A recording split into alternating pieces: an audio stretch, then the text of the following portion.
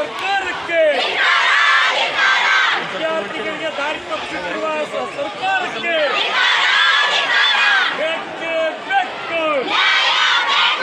ಎಲ್ಲಿವರೆಗೆ ಹೋರಾಟ?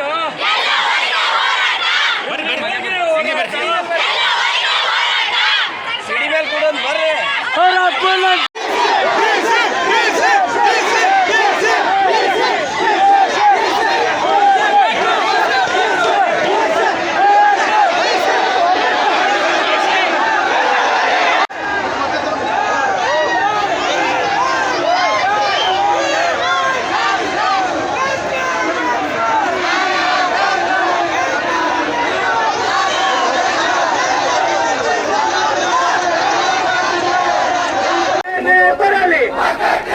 ಏತಕ್ಕಾಗಿ ಹೋರಾಟ, ಏತಕ್ಕಾಗಿ ಹೋರಾಟ, ಏತಕ್ಕಾಗಿ ಹೋರಾಟ, ಬೇಕೇ ಬೇಕು, ಬೇಕೇ ಬೇಕು.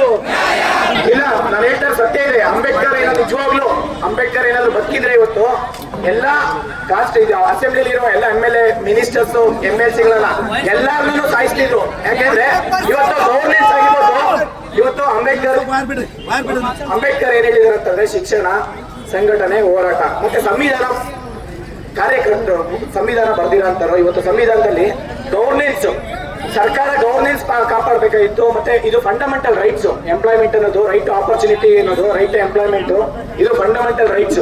ಮತ್ತೆ ಗವರ್ನೆನ್ಸ್ ನಿಜವಾಗ್ಲೂ ಇವತ್ತು ನೋಡಿದ್ರೆ, ಇವತ್ತೇನಾದ್ರು ಅಂಬೇಡ್ಕರ್ ಅವರು ನಿಜವಾಗ್ಲೂ ಬದುಕಿದ್ರೆ ನಿಜವಾಗ್ಲೂ ಅವರೇ ಇವತ್ತು ಇಲ್ಲ ಅಸೆಂಬ್ಲಿಗೆ ಬಾಂಬ್ ಹಾಕ್ತಿದ್ರು ಅಂತ ಅನ್ಕೊಂತೀನಿ. ನಾನು ವೈಯಕ್ತಿಕವಾಗಿ ಹೇಳ್ತೀನಿ. ಯಾಕೆ ಅಂತಂದ್ರೆ ಅಷ್ಟು ನೊಂದಿದ್ದಾರೆ ಇವತ್ತು ವಿದ್ಯಾರ್ಥಿಗಳು. ಸರ್ಕಾರ ಇವತ್ತು ಮರ್ಸಿ ಕಿಲ್ಲಿಂಗ್ ಅಂದ್ರೆ ಸ್ಲೋ ಪಾಯ್ಸನ್, ವಿದ್ಯಾರ್ಥಿಗಳಿಗೆ ಸ್ಲೋ ಪಾಯ್ಸನ್ ಕೊಟ್ಟು ಸಾಯಿಸ್ತಾ ಇದ್ದಾರೆ ಇಲ್ವಾ? ಸ್ಲೋ ಪಾಯ್ಸನ್ ಕೊಟ್ಟು ಸಾಯಿಸ್ತಾ ಇದ್ದಾರೆ ಇವತ್ತು ವಿದ್ಯಾರ್ಥಿಗಳನ್ನ. ಆಸ್ಪಿರೆಂಟ್ ಯಾಕೆಂದ್ರೆ ಇವರು ಸರ್ ಒಂದು ಹೋರಾಟ ಮಾಡಿದಾಗ ಒಂದು ನೋಟಿಫಿಕೇಶನ್ ಮಾಡ್ತೀನಿ ಅಂತ ಹೇಳೋದು, ಇಲ್ಲ ಕ್ಯಾಬಿನೆಟ್ ಕರೆಯೋದು, ಕ್ಯಾಬಿನೆಟ್ ಅಲ್ಲಿ ಅಪ್ರೂವಲ್ ಕೊಡೋದು, ಇನ್ನೇನೋ ಒಳ ಮೀಸಲಾತಿದ್ದು ಮತ್ತೆ ಮೀಸಲಾತಿದ್ದು ನಾವು ಕ್ಯಾಬಿನೆಟ್ ಮಾಡ್ತೀನಿ ಅಂತ ಹೇಳ್ತಾರ. ಪ್ರತಿ ಒಂದು ಹೋರಾಟದಲ್ಲೂ ಇದೇ ನೆಪ, ಕುರುಡು ನೆಪ ಹೇಳ್ಕೊಂಡು ಬರ್ತಾ ಇದಾರೆ. ಸರ್ ಇವರು ಕಾಂಗ್ರೆಸ್ ಸರ್ಕಾರ ಬಂದು ಒಂದೇ ವರ್ಷದಲ್ಲಿ 1 ಲಕ್ಷ ವೇಕೆನ್ಸಿ ಬಿಲ್ ಮಾಡ್ತೀನಿ ಅಂತ ಪ್ರಣಾಳಿಕೆಯಲ್ಲಿ ಹೇಳಿದ್ರು. ಪ್ರಣಾಳಿಕೆಯಲ್ಲಿ ಅದಕ್ಕೋಸ್ಕರ ಎಲ್ಲಾ ವಿದ್ಯಾರ್ಥಿಗಳು, ಯುವಕರು, ಸುಮಾರು ನಮ್ಮ ರಾಜ್ಯದಲ್ಲಿ 15 ರಿಂದ 20 ಲಕ್ಷ ಜನ ಯುವಕರಿದ್ದಾರೆ. ಮತ್ತೆ ಪೇರೆಂಟ್ ಎಲ್ಲ ಸೇರ್ಕೊಂಡ್ರೆ ಒಂದ್ಸಲ ಒಬ್ಬರು ಒಂದು ಫ್ಯಾಮಿಲಿ 5 ಜನ ಅಂತಂದ್ರೆ 1,20,20,00,000 ಪಾಪ್ಯುಲೇಷನ್ ಆಗುತ್ತೆ.